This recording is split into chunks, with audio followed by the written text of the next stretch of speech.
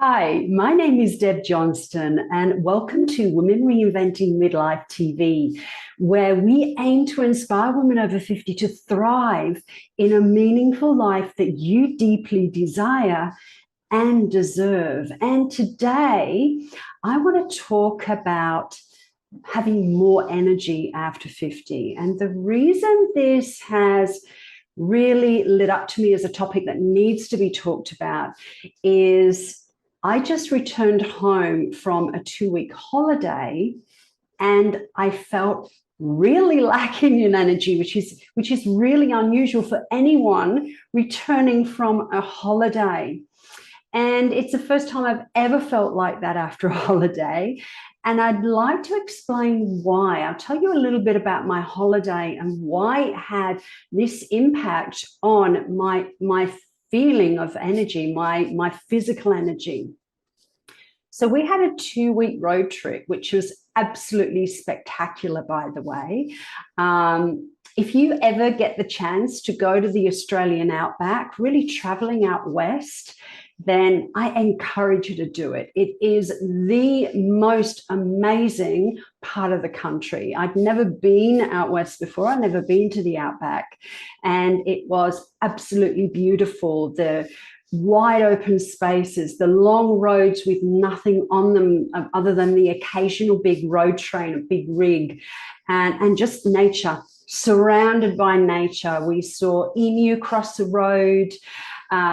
We saw kangaroos, which is quite normal in Australia anyway. I even see them hopping down the road here, even at Trinity Beach. But we saw so much nature out there and just wide open spaces, and watching the landscape change was absolutely spectacular.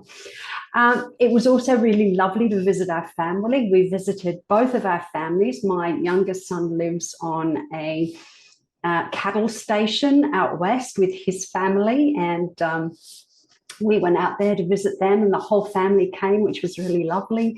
And then we traveled down southwest, down to where my partner's daughter lived, and visited their family there for a few days as well. There were a lot of grandchildren's first birthdays and all that sort of thing. It was absolutely amazing. And then we traveled back up the east coast of Australia, stopping at a few beach places on our way back to Cairns. So it was the most amazing trip.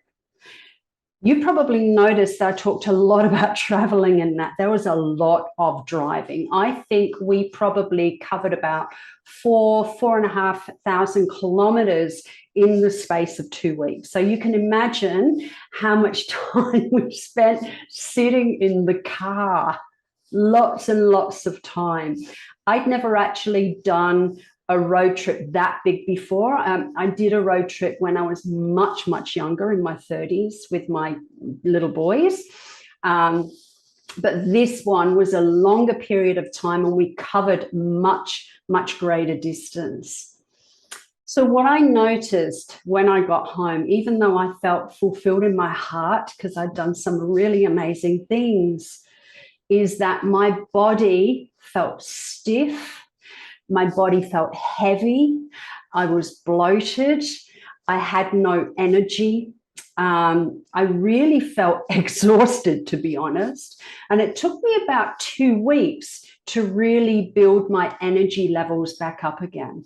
So one of the things that really stood out to me with this is that movement increases energy. Now, I knew this in theory, but I'd never actually felt the lack of energy from non-movement in practice. So it was a really big eye-opener for me what it actually feels like when we don't do enough movement. When we don't have enough movement, our muscles shorten, we lose muscle mass, and because of that, our metabolism drops. We don't have as much oxygen in our body. We're not as fit as we normally are. And of course, all this leads to feeling a lack of energy. because every single cell in our body needs us to move. It is important for us to move.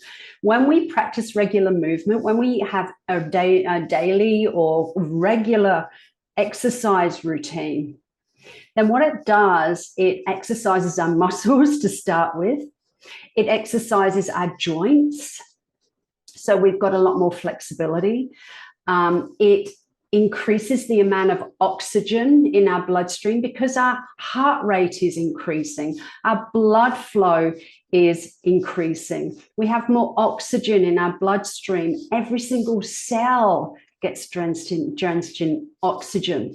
So it is vital that we move and exercise too after 50, more importantly than any other phase of life, because in order for us to really feel like we're thriving, then we want more energy in our body, we want more mobility, we want to feel more flexible, we want to feel stronger so that we can do lots of other things in life. Our health and fitness creates the greatest leverage over every single other aspect of our life, doesn't it? You know, if we're lacking in energy or we don't feel strong, then we don't have what it takes to really enjoy playing with our grandkids or going on a walk with friends or even going out with friends or enjoying time with our partner, enjoying work. You know, without energy, without feeling energized,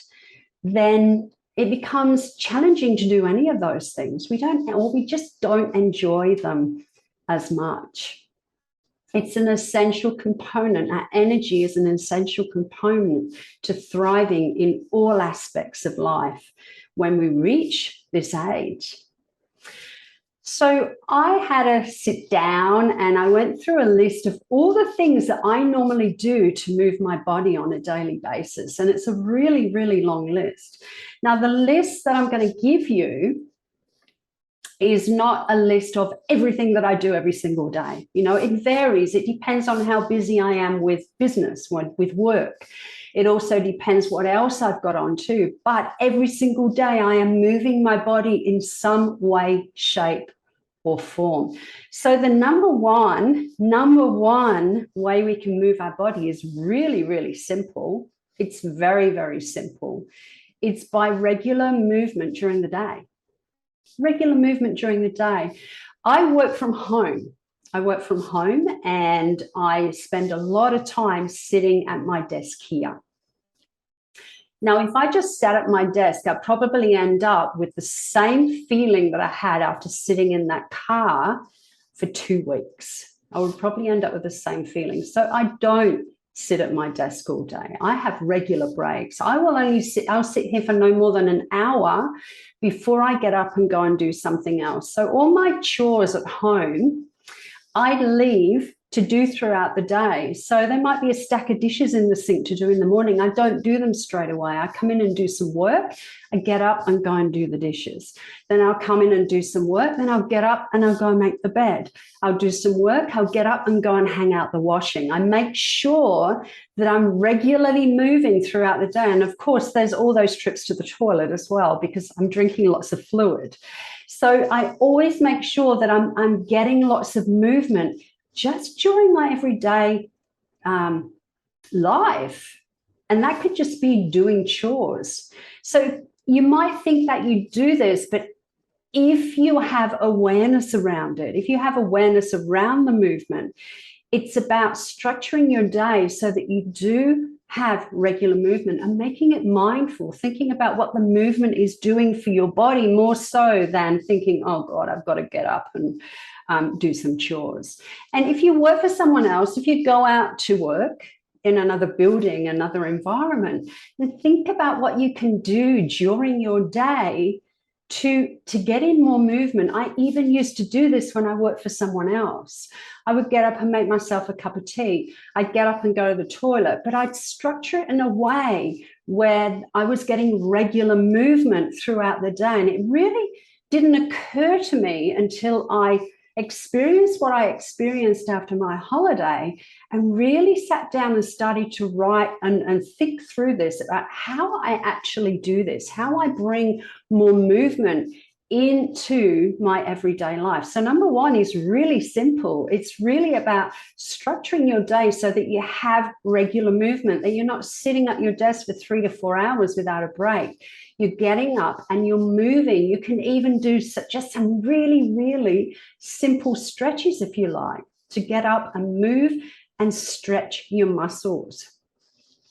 Number two is to do exercise regularly throughout the week that you enjoy. And notice that I said you enjoy, because if you enjoy it, you, number one, are going to be more inclined to do it. And number two, you're actually going to get more energy from it if you enjoy it.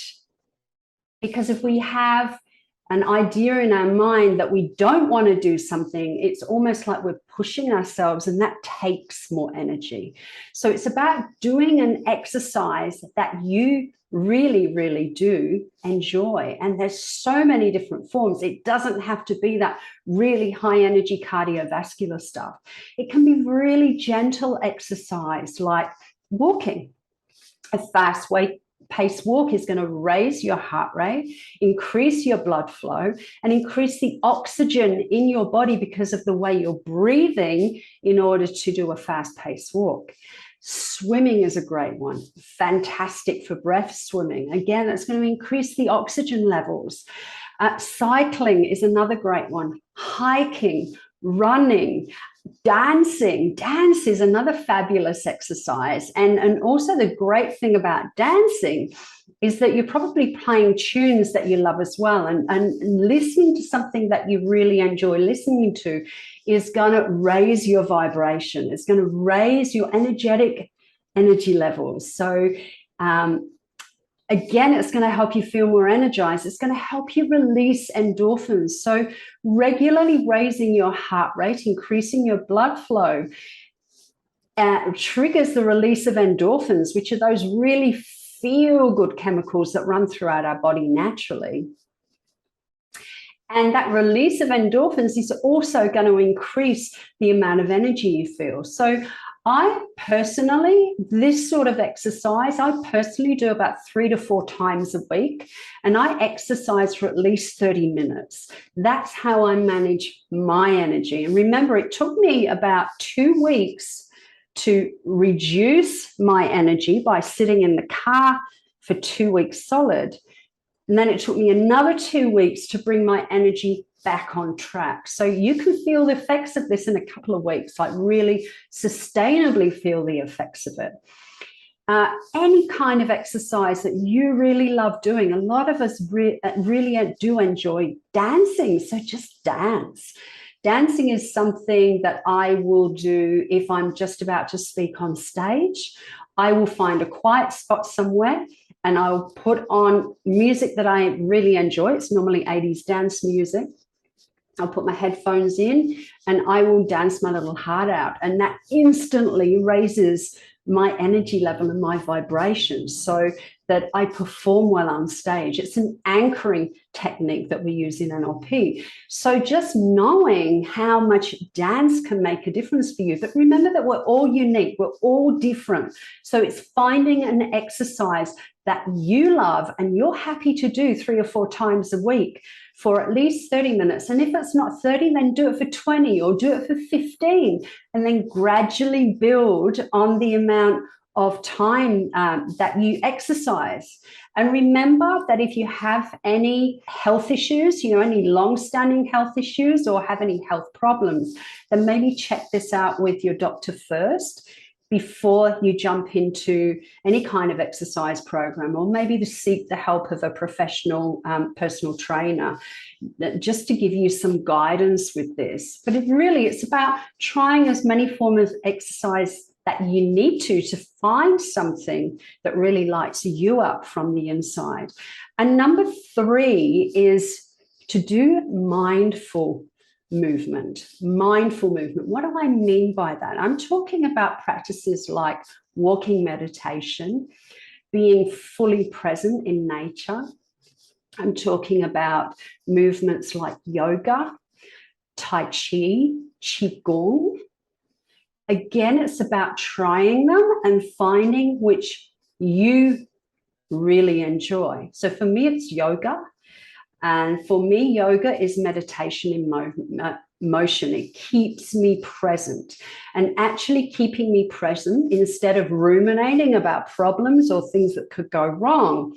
It allows me to maintain my energy, because when we're worrying about things, when we have problems that we just keep repeating over and over in our mind, all that does, it drains our energy. So it's about practicing mindful movement and really finding a practice that works for you. Even walking meditation is really about being present as you're walking, feeling the environment through your 5 senses. That is a walking meditation. And I could probably do a really simple video at some point to show you how to do this well.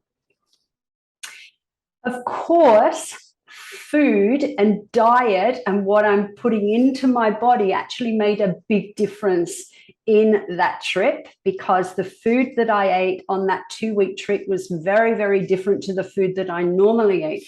But I think that needs to be another video all by itself. So keep tuned in, look out for those notifications, to look out for that second video that I'll be doing around what kind of foods to eat to have more energy after 50. If you found this video helpful, then remember to give me a thumbs up and share it with your friends, because this can make a difference to all of us in this phase of life. And if you'd like to see more videos like this one, then remember to subscribe to my channel. Click the red button underneath to subscribe and click the bell for notifications so you don't miss out. Thank you for joining me. I trust that you got a lot and things that can help you feel more energized in your everyday life. And I'll look forward to connecting with you soon. Lots of love. Bye-bye.